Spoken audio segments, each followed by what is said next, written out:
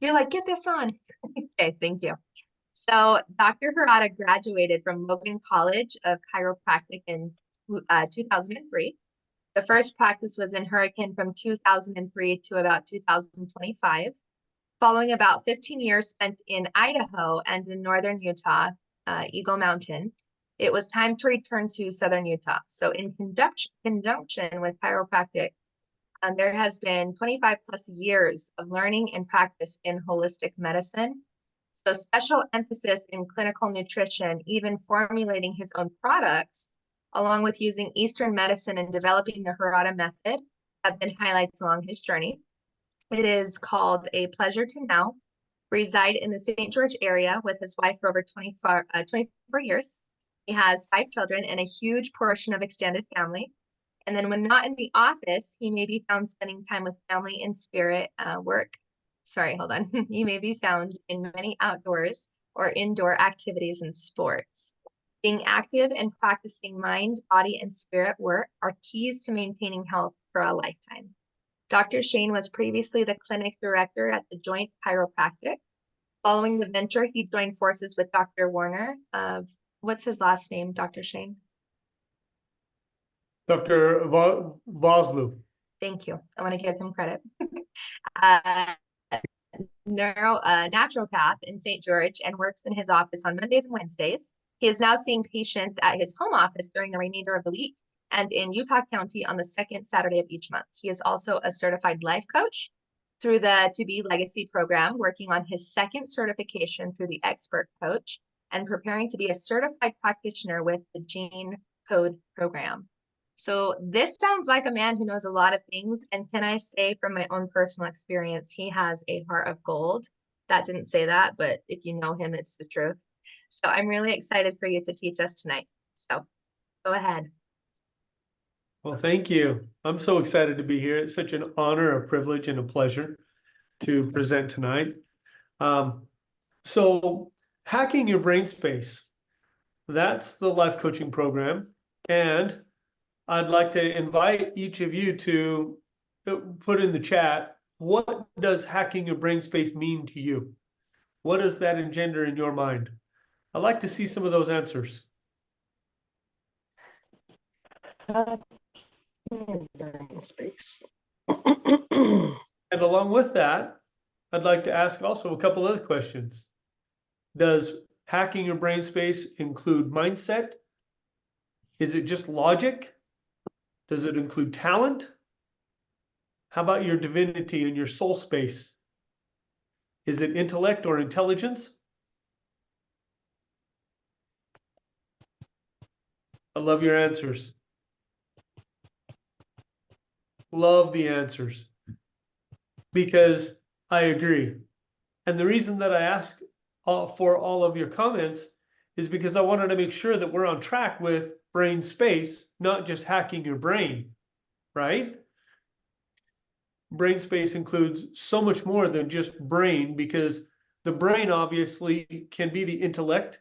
The brain can go into the mind and the mindset. However, the mind, if we describe the mind, is also what we have multiple parts of the mind: the unconscious, the subconscious, the superconscious, and the conscious. Whether you want to say the conscious is when I wake up in the morning and I come into consciousness, or whether you want to say your divine consciousness and tapping into that divine. So the brain space really, I love that word because it should be tapping into all of these areas. Now, as we talk mind, body, and spirit, how do the roles of victim, hero, villain, and martyr fit into this? Good question. Anybody have some ideas or answers? Type in some answers here. Victim, villain, hero, and martyr. The mind is often a villain. Yes. The mind also doesn't take us into victimhood and victim space. So my question as we go into hacking your brain space and we talk about these 4 roles, are these more Shall we, are these more along the mind and the ego, or are they more along the mind and the superconscious? Where would you say these four roles would be identified, or where would they land?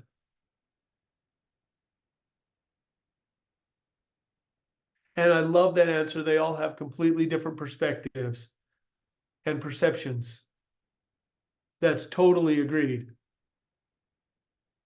And the roots being in the ego, that's absolutely my understanding as well. They're all rooted in the ego. So is that rooted in the divine, or is that taking you more toward what scriptures, some sacred writings would be as the carnal mind, the natural man, the ego space? I know Eckhart Tolle talks a lot about the ego space, right? And the ego body.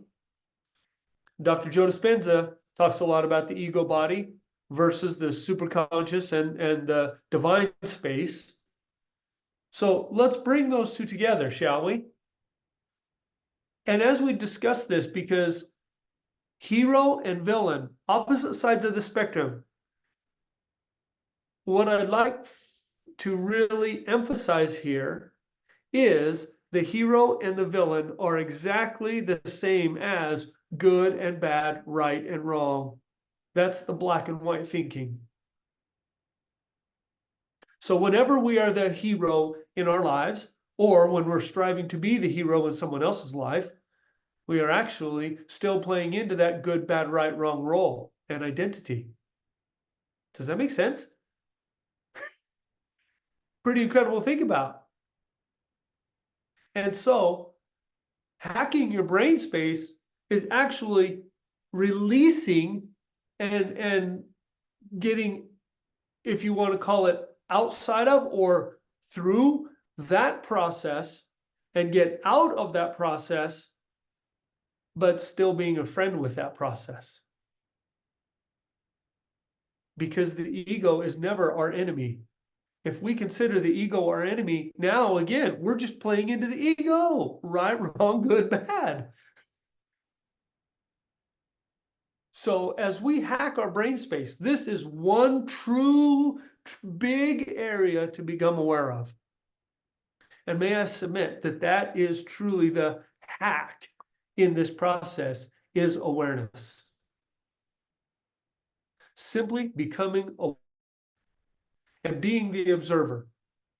Because in quantum physics, if we want to go there just a little bit, quantum physics law states that the observer is seeing an event or something that happens or occurs.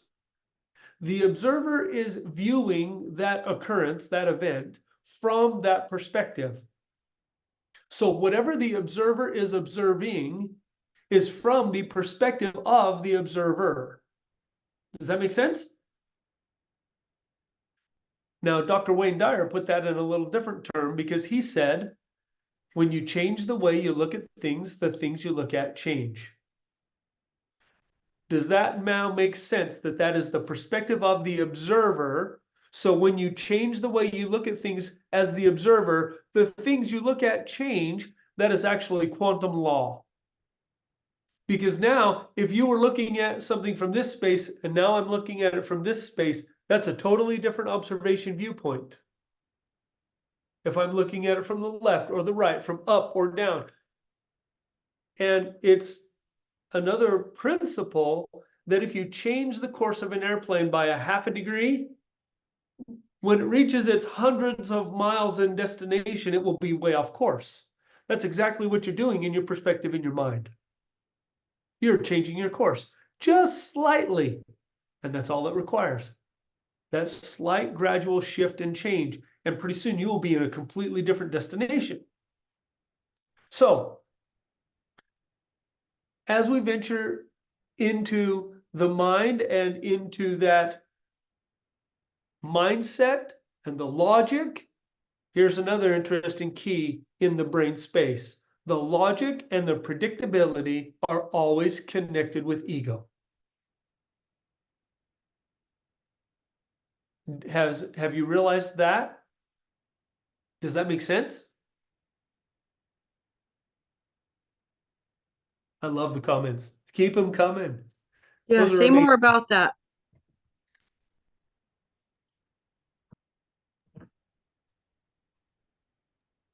So put me back on that logic of thought.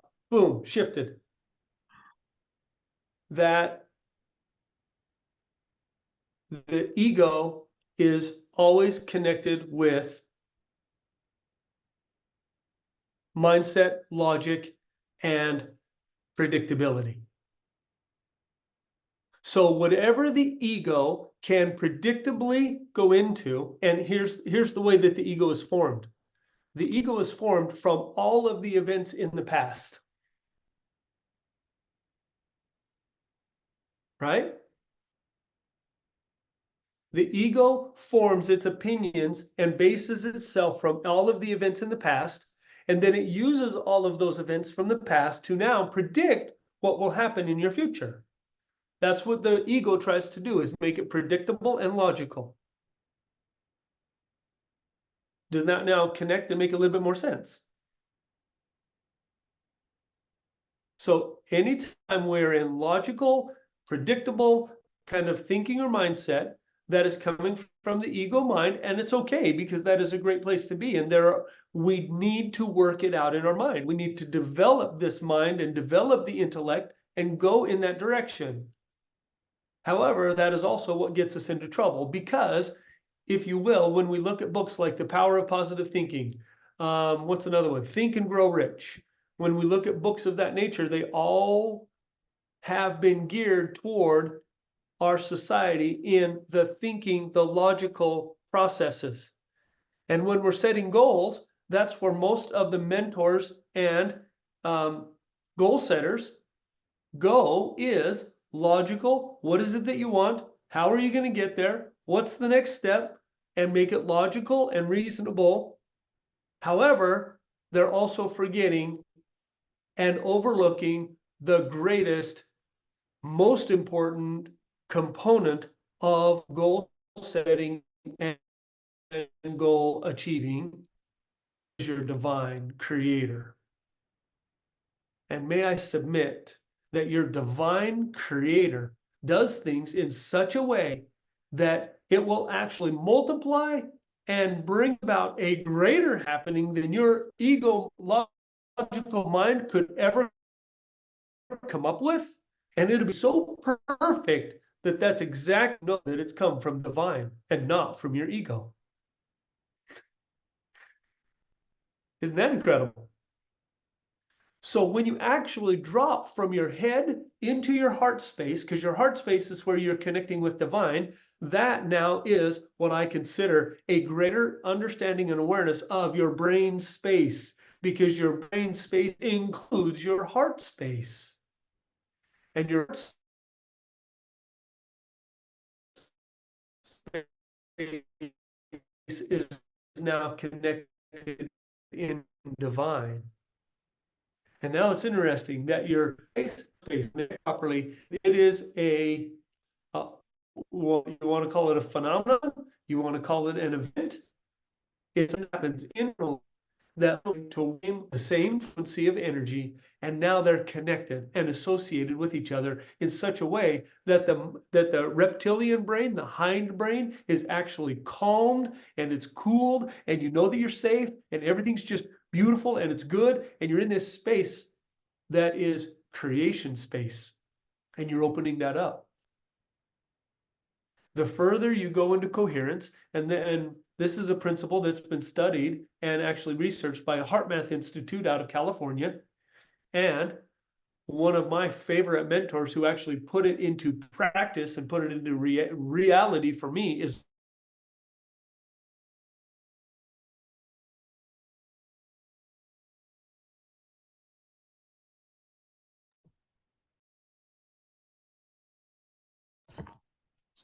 Shane, on our end, person. you're frozen. Oh, are we coming back? Yeah. And your sound has been a little bit sketchy. Oh, I'm so sorry. Goodness Yep. gracious. Right now we hear you though. Keep going. So you were saying the thank you. HeartMath Institute and then So the coherence has been studied by the HeartMath Institute, and the individual that put it into greatest amount of practice for me is Dr. Joe Dispenza.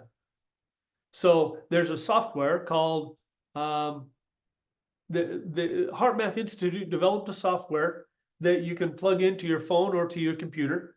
I have the practitioner version and plug it into my computer, and it gives me a readout. And Dr. Joe Dispenza has actually done over 8,000 of these studies.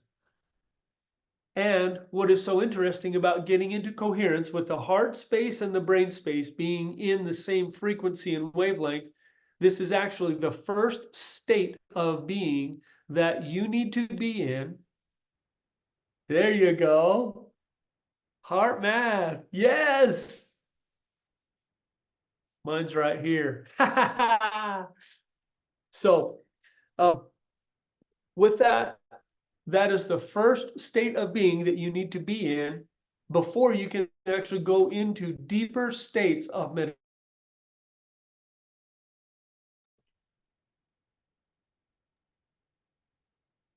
You're frozen again. you froze again, Shane.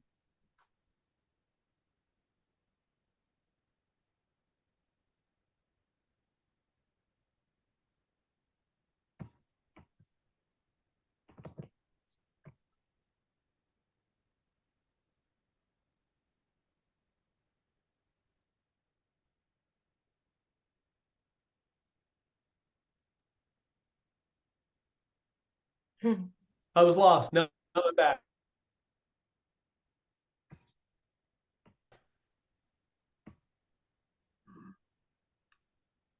Where did I leave off? HeartMath. Can you hear me?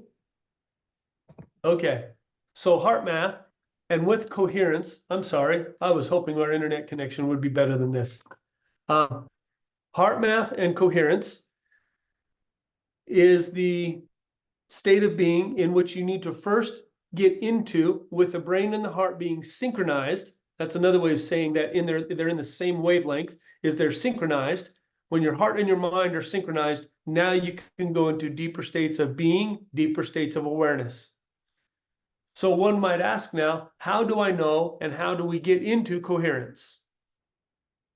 Well, you may have heard some mentors and some people say that when you are upset, when you're in a lower energy frequency of mood, whether that's anger, disappointment, depression, whatever that is, one of the first things that you can do is actually take 3 deep breaths. Has anybody heard that before? May I submit that that is exactly because those 3 deep breaths, you are now actually getting out of the autonomic nervous system, and you are getting into your heart space and telling your body how to behave. Does that make sense? You're actually breaking up that cycle. You're telling your body how to behave. Yes, beautiful comments. Love them. So when you're telling your brain how to behave, you're actually kicking it out of the autonomic nervous system, which is also considered the hindbrain and the mammalian brain or the reptilian brain. And you're coming into your forebrain, which is called the neocortex. Neo is new. So it's the new brain, the new cortex. And with your heart space, you're now interrupting that connection and telling your body how to behave. Now, when you do that and you take 3 deep breaths, and when you take a deep breath in, does your body relax or tense up? It relaxes. That is a great way for you to know that you're getting into a deeper state of awareness, is also when your body can start relaxing. So you take a deep breath in through your nose, and out through your mouth. When I do this, when I'm in the hyperbaric chamber, my body immediately goes into coherence. It's incredible. And when I'm on the heart rate variability scan, my coherence level goes right into green, and I can start out with 100% green. And then it's just a matter of beginning to maintaining it. But once you learn how to maintain it, that's another, as you practice, you get better and better at it, and you can maintain it for a longer period of time. And you then step up into the coherence where you can actually raise your level of coherence and go deeper and deeper into coherence. I just had an amazing experience this last week in the hyperbaric chamber where I was also listening to HemiSync, which is the headphones that actually put your brain into a half step of the sound from the right ear to the left ear, that technology. And in that HemiSync, I actually went into a deeper state of coherence and I could actually see it on the HeartMath. It was so incredible. So I would recommend, if you're doing that kind of work, to get the HeartMath Coherence, because now you can actually scan yourself and know when you're going into those deeper states. It's absolutely an incredible experience. So, checking the time. Okay, we got about 20 minutes. So, tremendous amount more material that I can cover here. So we've covered a couple of things. We've covered when your mind is in the right, wrong, good, bad, black, and white. You know that you're actually in your egotistical mind, and your heart and your brain are out of coherence.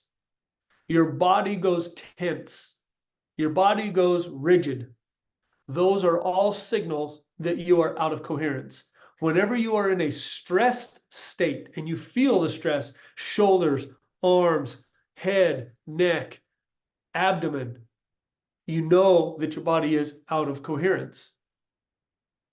So that's part of that deep breath and now helping your body get into coherence. That is one of the very beautiful steps and first steps that you can start now creating in your morning, in your afternoon, in your evening routines. We're going to go more into the morning, afternoon, and evening routines as well.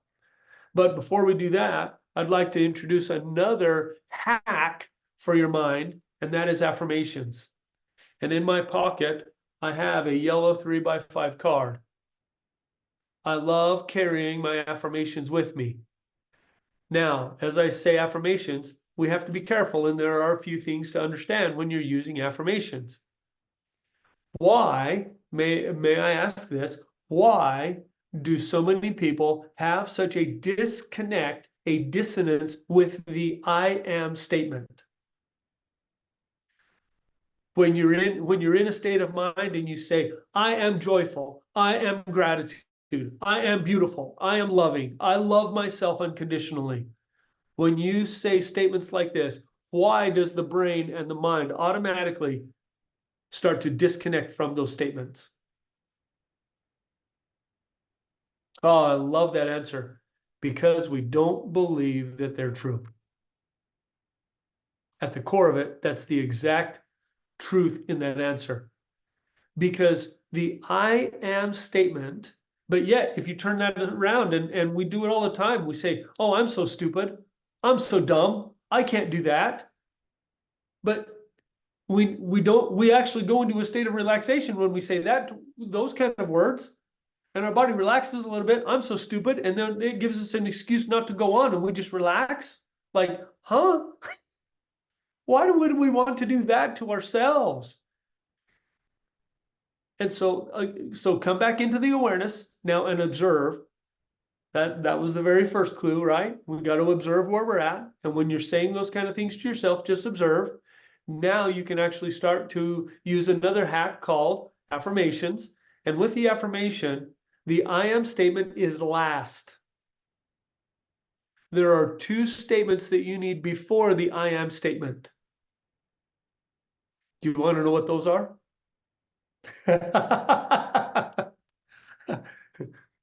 The two statements that you need before the I am are I choose and I feel. So if you are feeling unacceptable, unloved, then I choose to be acceptable. I choose to be loved.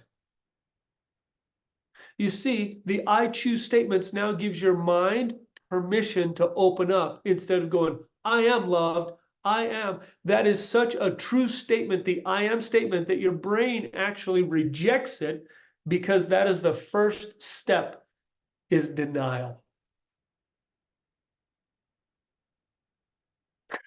Isn't that wild?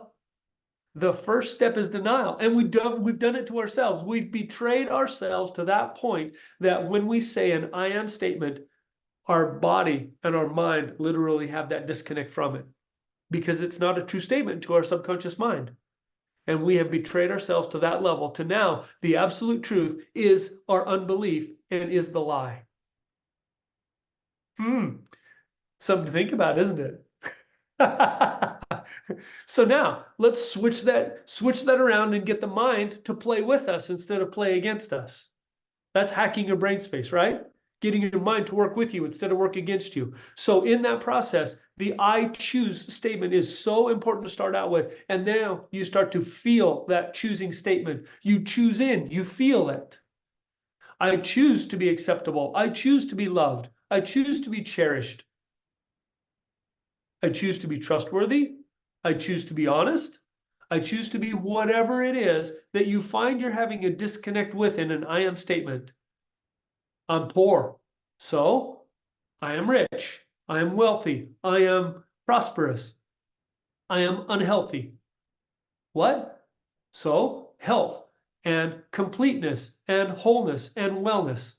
So we first choose completeness, choose wholeness, choose wellness. Now, the second statement, I feel. Now you begin to incorporate the mind choosing and the heart feeling. You are now putting yourself into coherence with your affirmations. Isn't that amazing?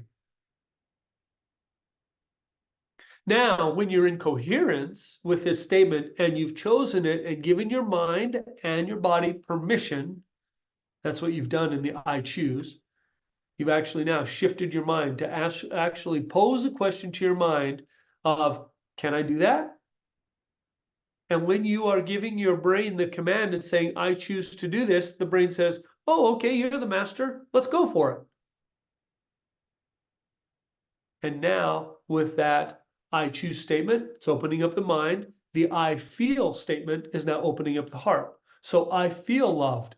I feel wholeness. I feel completeness. I feel divine. I feel vitality. I feel brilliance. I feel genius. If you've shamed yourself and thinking you are unintelligent or I'm so dumb or I'm so stupid, now I choose intelligence. I choose my genius. Now, how would it feel to feel your genius? How does that feel even just to say that statement? I feel like a genius. That's an amazing statement. I feel intelligent. I can do this. You're opening your mind up now to that and then go, I am intelligence. And now in that coherence, your mind and your heart are synchronizing together and you're bringing it. And the more you feel it, the more you engender it, the more now it goes deeper into the subconscious mind. So now that we've discussed awareness, which now, mind you, each of these in my coaching, we'll work on these and implement these step by step by step so that you can literally start to work through this process and incorporate it.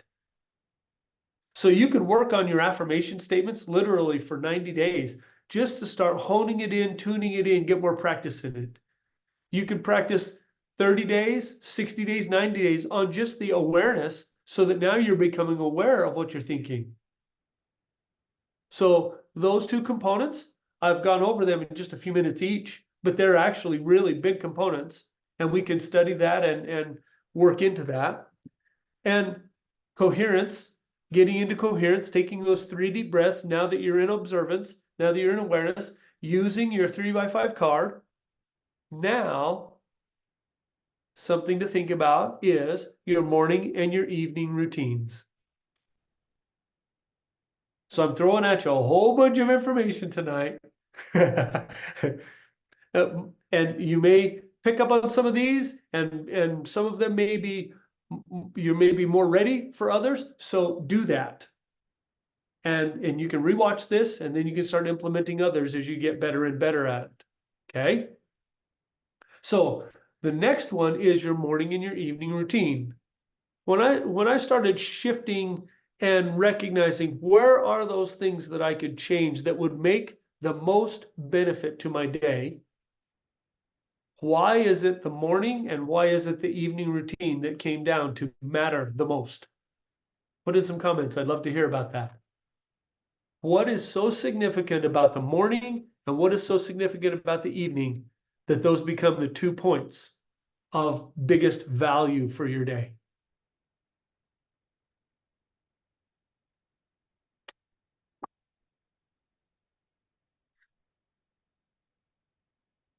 Yes, absolutely. The evening is the time to put things into the mind so that you marinate on them all night long. It's like your slow cooker. You marinate on it all night long. It's like putting the turkey in the brine. Soaks right in. It's the same concept as the flood irrigation versus the drip system of irrigation. I come from the farming background and the gardening and so forth. We used to flood the land and you'd flood it for hours and it would seep in. It was a mess if you tried to do anything on it while it was being flooded. A total mess. You can't do anything else with it because you're irrigating it. But yet, if you're using the drip system, you can still work with the dirt, you can play around with it, you can go move it and so forth. But you can let it just seep in hour after hour of just dripping and dripping and dripping. And it goes deep, deep into the soil, much deeper than flood or sprinkling irrigation type systems. And so the evening time, let's clarify this a little bit more. I thank you for all of your comments. Let's put it this way. In the nighttime, before bed, 20 minutes before bed, and 20 minutes after you wake up, in some references, it's 15 minutes. So let's just say 15 to 20 minutes after you wake up and 15 to 20 minutes before you go to bed. Aren't those the 2 times when you're actually coming out of or going into unconsciousness? You're going into your divine state. You're coming out of being with God or you're going into being with God.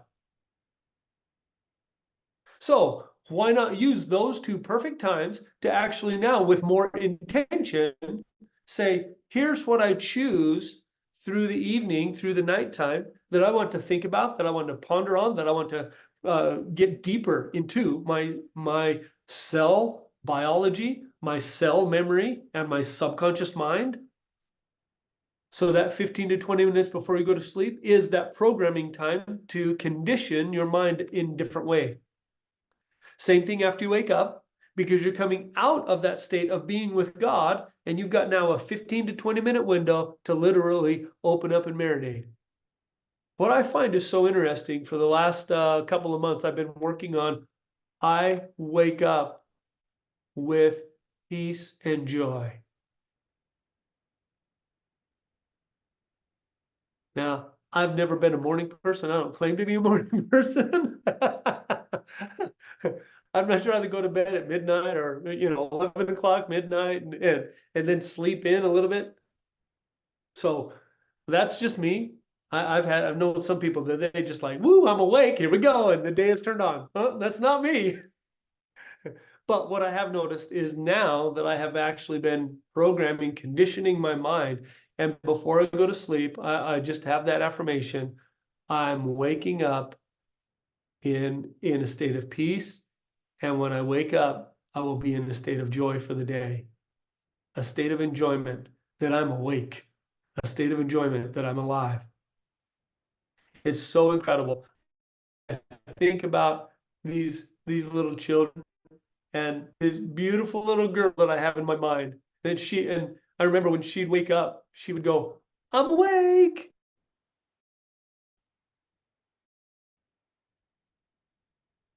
And it was like so beautiful. And she'd wake up and she'd stand up in her crib and go, I'm awake. Like, here I am, world. I'm ready. And I was like, can I wake up with that childlike, beautiful sense of just being alive. So 20 minutes before you go to bed, 20 minutes after you wake up,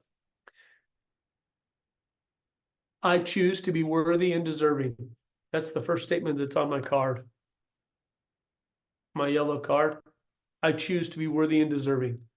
I choose to enjoy the best life has to offer.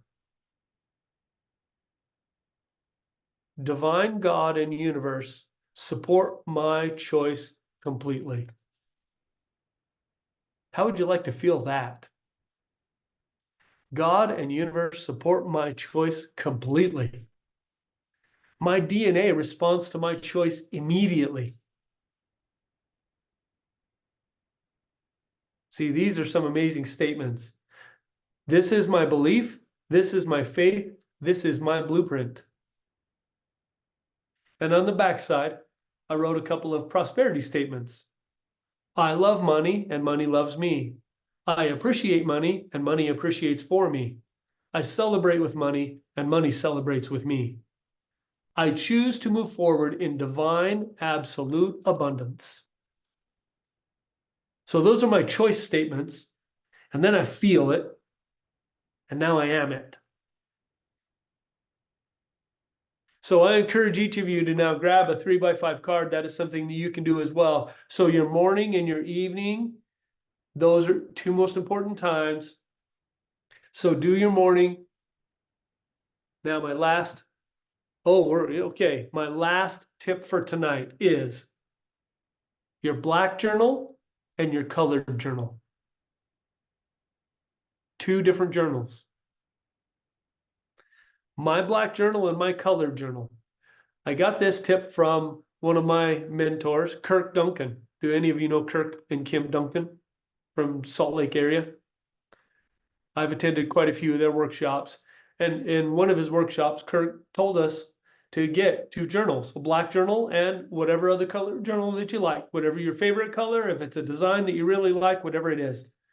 And in the black journal, what I realized went in my black journal was, first statement is, this is the playbook and toolbox of the adversary. The playbook and toolbox of the adversary. So this is my observation journal. And I began to observe. I began to observe and write down statements. I never wrote full sentences as far as writing it out like a storyline. No, that I realized that was too much time, too much effort, and I did not want to put it in storybook form. I just needed to get it out and get it on paper and get it off my heart, get it off my chest, and get it out of myself. So that's what I started doing. And the first 3 pages are all things like, we've all been through them: shame, guilt, blame, I'm not good enough, I can't be enough, why am I here on this planet? Sadness, sorrow, pain, suffering, jealousy, rage, you name it, resentment, hurt, all of those things. And I just wrote them all down. Why would that be the toolbox and the playbook of the adversary? Obviously, those are the tools. But what I began to observe is that those tools were used in order, just exactly like a sports team does plays on the field.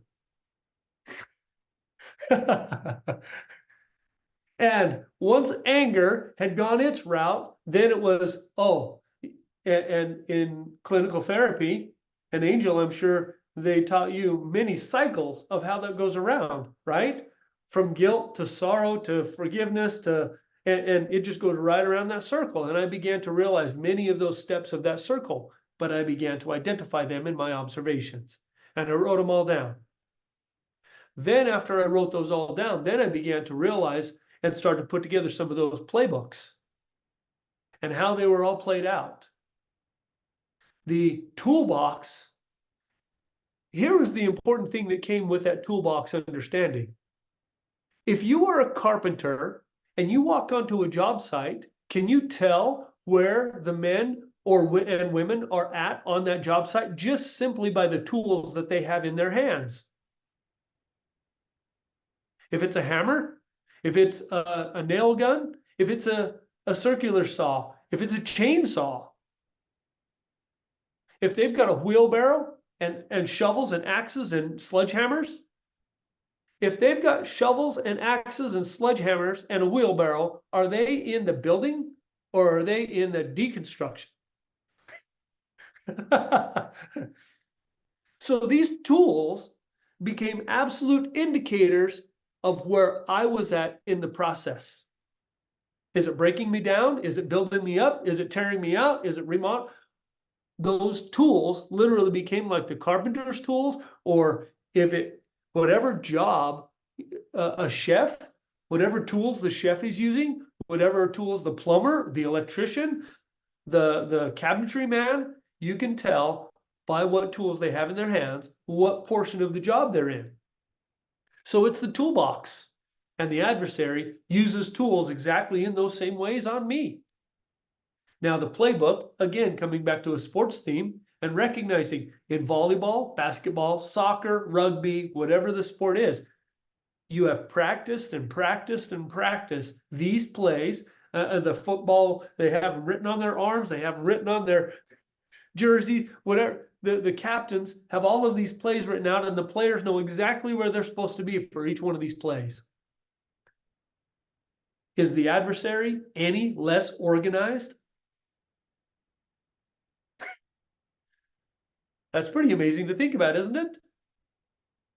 So when we begin to actually undo and hack the brain space, now we begin to understand some of those plays and the toolbox and the playbook that they've been using. And I began to really literally unwind so much of the things that had happened when I was growing up in childhood. And it's incredible, some of the things, that the layers that I began to see in that and began to unwind and unravel. And it was just incredible seeing myself and watching myself go through that process as I was becoming more and more the observer of what was going on, and now being able to change and shift the thoughts, the feelings, because again, it all comes back to the perspective of the observer. And now I was able to see all of those events through a different perspective. And all of a sudden, I began to understand that my father, he was going through all of the stuff in his life, and it didn't matter what I did do or what I didn't do. It wasn't my anger that was coming out. It was his, and no matter what I did, my response was to be perfection, so he didn't have to get angry. That was one of my journal entries, and I began to understand why perfectionism. I began to understand that the abuse model never sets up an equal relationship. And we as children, we want to have that equal relationship. We want things to be fair. And that's why the world doesn't seem fair, is because the abuse pattern and the abuse relationship sets up a master-slave relationship, not a parent-child relationship. So I began to understand and write all of that down in my black journal. Now, the other colored journal, what's that one for? That one is the playbook and toolbox of the divine. And the divine also now uses tools. And you can tell where the divine is at when the divine is building you up. And what tool is being used with peace, with divinity, with unconditional love, with compassion, with empathy? These are all the tools. And what does that mean? You've always had these tools. You've always had the access. And what I began to realize as I wrote in my purple journal, mine was purple, I began to understand that I have never, ever been disconnected from my divine. My divine has always been intact. It was my mind that thought that I was shameful and that I was disconnected from God. But my heart has always been connected to God. So that became another one of those aha moments and realizations in my journal. So I've given you quite a few things, and I didn't get through all of them because I didn't get to the golden thread and to the chakra blessing of the chakras and so forth, but those will be other things that we can cover. Hey, And Shane, there's a question. Will you speak more to the perfection piece needing balance? That was Jenny. If Jenny needs to say more to clarify. She asked that question in wow, the chat. And we're just in our thank you. question. We have a few minutes for questions and then we're gonna move to breakout rooms. Yes, and then I have a very special offer as well. Yes. So the perfectionism, because as a child, what I began to understand with that process is that as the slave, I was thinking, if I could be perfect, my master would never have to get angry or upset with me. So I just wanted to be perfect. In that perfectionism, what I also began to realize is no matter what I do, the master is the master, and I do not control the master's feelings. And so in that perfectionism, one of the ideals was, oh, he just said that I'm getting a beating because I didn't clean my room. So now I can clean my room. I can be perfect at cleaning my room. Now that my room is clean, oh, crap. Now it's because I didn't do the dishes. Oh, now it's because I stayed out too late with a friend. Oh, now it's because I didn't call home when I was supposed to call home. Oh, now it's because I'm 1 minute late. What the heck? So no matter where I was striving to be perfect, and no matter as I was given all of these things that my mind was saying, oh, I need to be perfect there, and then he doesn't get angry. Oh, I need to be perfect there, and then he doesn't get angry. Oh, I need to do that. That's walking on eggshells, as we've come to describe it. It's walking on eggshells because you don't know what is coming. And that is where the perfectionist in me actually started. Was because I was trying to be so perfect that he didn't have to get angry at me anymore. Does that help?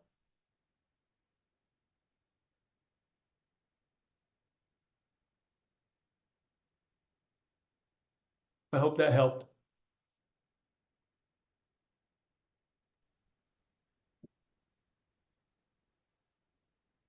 So, any other questions?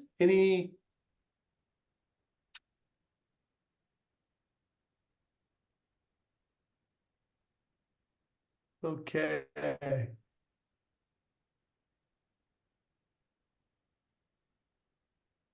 Fantastic. All I right. hope Go this ahead. met so many people's needs and wants and what we have. What we're setting up for here is the new year. And what I really want to help people, all of us, all of you, is blessing your lives in ways so that 2024 can be an upscale year for sure. And in this development, I've developed now a 3-month, 90-day program called Hacking Your BrainSpace Coaching. And so in this 3-month program, it's typically, its value is over $1,300. And what I'm going to do for this group here is I'm going to give a 76% discount. And for the 3-month program, for a one-time payment of $333. And if you want to split it up into 3 payments, we'll do 123 for 3 months. So now what will that include? Well, we'll be doing a weekly Zoom call, a weekly Zoom meeting, and we'll be having a community, Facebook and other online resources for our community so that we can keep in touch, we can ask questions, we can do we'll be giving homework assignments so that you'll be actually stepping up in your responsibility. In those homework assignments, we're going to focus on being more observant, being in coherence. What can we do to help develop these things that we've talked about tonight? And how can you actually start now compounding each of these, putting each of these things together in your morning and evening routine so that you're actually becoming more effective, more efficient, more on fire in your own life and hacking your brain space. So the course will run from January 3rd is Wednesday night. I'd love to have the meetings on Wednesday nights, like at 7 o'clock, 6 o'clock or 7 o'clock, where that's negotiable. and run that from January, February till the end of March. That is So awesome. I'm excited about hosting this. I'm looking forward to having people there. So this special runs for the first 15 seats. For those of you that like to have some help coming into the new year and hacking your brain space. That is so amazing. Thank you so much, Dr. Shane, for everything that you have taught us tonight. And thank you for being so generous with your offer for this group. So definitely, do they reach out to you if they want to be a part of that program?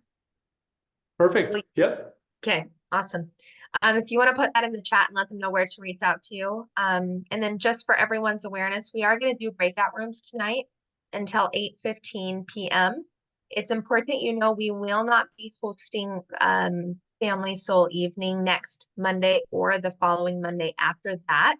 So please, please make sure in your calendar that you put there that we will begin again, not the 25th and not the 1st, but we'll pick back up January 8th. So So we'll see January you 8th, next year. literally, yep. So next year.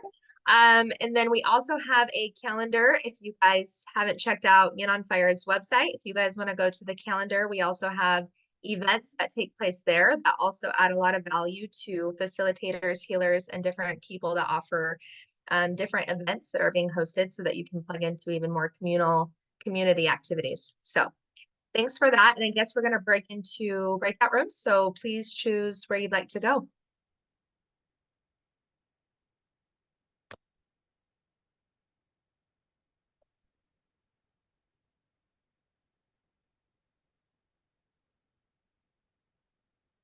Do you guys know how to do that? For those that are still here? Okay, looks like people did that. Awesome.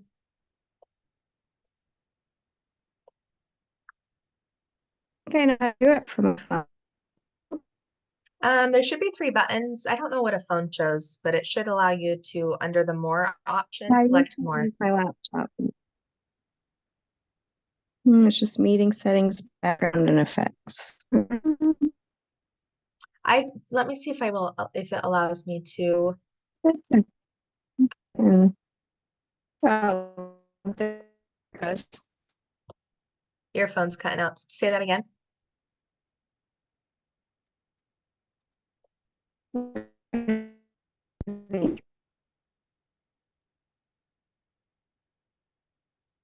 Kenzie, your phone's cutting out. I can barely hear you. You're frozen, actually. Oh, there you are. Oh, she found a room. Awesome.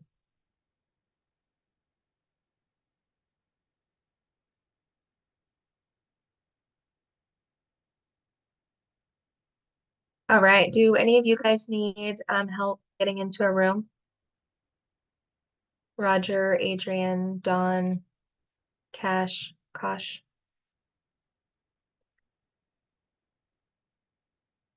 Yes, I need help. Okay. Are you on your laptop or are you on a phone? I'm on my phone. Okay. So I'm wondering if I can assign you to a room. Let me see.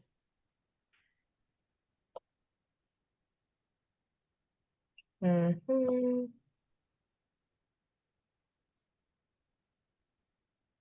Okay, do you see a button anywhere that has like 3 dots or any place that it says more? Yes.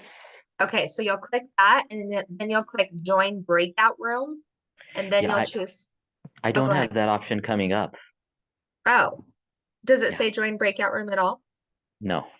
Oh, The that's only 3 weird. options are meeting settings, background and effect, disconnect audio. Okay, let me see if I can message the room host and we'll put you in a room. Okay, Everyone. thank you. Yes.